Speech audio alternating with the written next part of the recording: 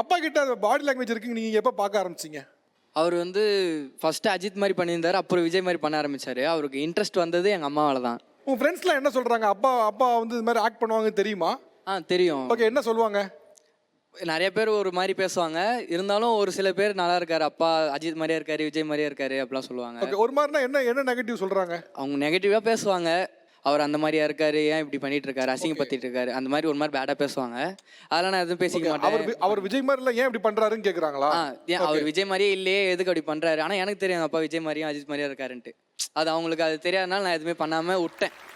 சரி, அவர் விஜய் பண்ற, அவருக்கு பிடிச்சி பண்றாரா, சரி அவருக்கு பிடிச்சி பண்ணதுனால. அதுதான் அவங்களுக்கு பிடிச்சி பண்றாங்க அப்படின்றப்போ அது வந்து எத்தனை 1000 கோடி கொடுத்தாலும் அதுக்கு ஈடாகாது. இப்போ நமக்கு பிடிச்சதை எத்தனை பேர் அவங்களுக்கு பிடிச்சதை செய்கிறாங்க சொல்லுங்கள் பார்ப்போம். எல்லாருக்கும் ஆசை இருக்கும். 58 வயசு 60 வயசில் வந்து நம்ம ஆஃபீஸில் வந்து நிற்பாங்க, சார் நான் வந்து நடிக்கணும்னு தான் சார் ஆசைப்பட்டேன், எனக்கு இப்போ தான் சார் கிடைச்சது, நான் ஃபேமிலி கமிட்மெண்ட்லாம் முடிச்சுட்டு இப்போ தான் சார் வர முடிஞ்சது, இப்போ வந்து என்ன செய்ய?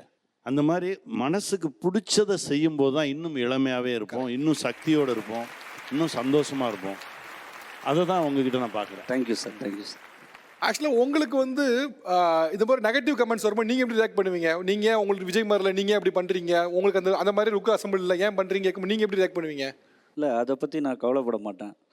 நான் பண்ணுறது ஒவ்வொரு படம் வரும்போது அதுக்கேற்ற மாதிரி பண்ணிட்டு போயிட்டே இருப்போம். முன்ன பின்ன தெரியாதவங்க கூட சப்போர்ட் பண்ணிடுவாங்க. நம்ம சொந்தக்காரங்க இருக்காங்க பாருங்கள், கண்டிப்பாக சார். அவங்க கிட்ட இருந்தாலும் தப்பிச்சு வர்றது இருக்கு. ஆக்சுவலாக லுக்க லைக்குங்கிறது வந்து எக்ஸாக்டாக அவங்கள மாதிரி இருக்குன்னு அவசியம் இல்லை. அந்த ஆட்டிடியூடை கேரி பண்ணால் போதும். நீங்கள் எக்ஸாக்டாக விஜய் அவர்களை மாதிரி ஜெராக்ஸ் இருக்குன்னு அவசியம் இல்லை. அந்த ஆட்டிடியூட் கேரி பண்ணுறதுல அது கேரி பண்ணிட்டா போதும். ஒருத்தெல்லாம் என் சொந்தக்காரன், நீ எல்லாம் சினிமாவில் வந்துட்டேன்னா நான் மீசை எடுத்துக்கிறேன்டான்னா, இப்போ வரைக்கும் நான் ஊருக்கு போகும்போது அவன் என் தலைமறைவாகவே தான் சுற்றிட்டுறான். இதுதான் அவங்களுக்கு கொடுக்குற தண்டனையாக இருக்கும். ஆமாம். ஐயாட்ட கொடுங்க, ஸ்டாலின் ஐயாட்ட கொடுங்க. உங்கள் கூட யார் வந்திருக்காங்க ஐயா? ஐயா தனியாக தான் வந்திருக்கேன். தனியாக தான் வந்திருக்கீங்களா? தனியாக தான் இருக்கேன். ஓகே. சிங்கிளாக தான் வரும். ஹாய்.